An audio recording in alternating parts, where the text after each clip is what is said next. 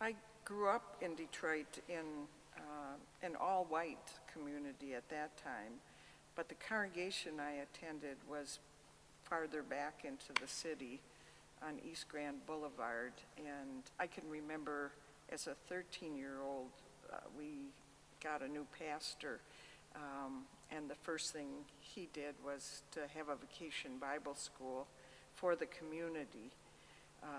And the community all around the church was African American.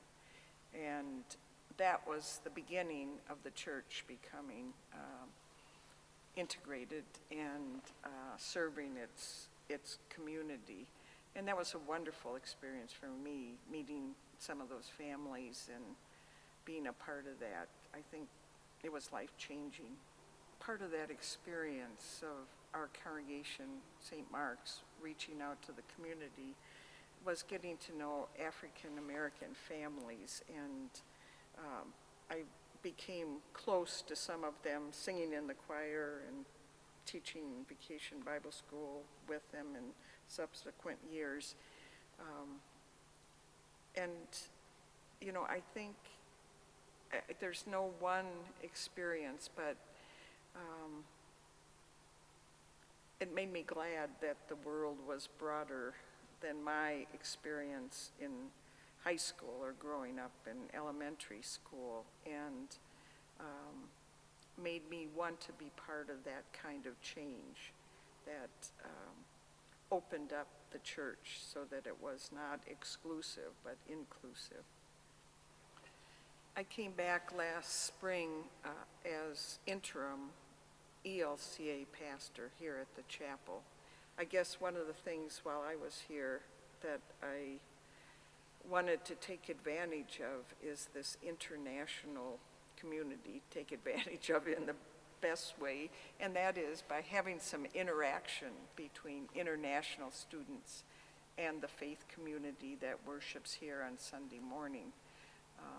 So I've tried a number of times to get international students who will read a lesson in their native language, Zulu or Russian, just to have a minimal kind of interaction with the international community.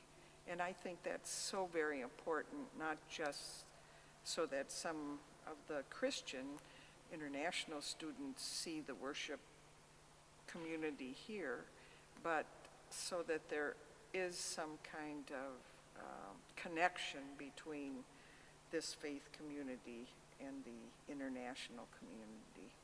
The Spirit comes through folks who live in South Africa and the Philippines and all different lands, and they enrich us by being part of our worship. I think I like the increased diversity among religious groups on the campus. I think there are some challenges. I don't know, I've heard this second or third hand, but that some of the evangelical students go to local congregations where folks at that church pray for the conversion of the Valpo theology faculty. I feel like that some would give up on the chapel's ministry and the theology of the theology faculty without having really fully experienced it, and that's painful for me to see.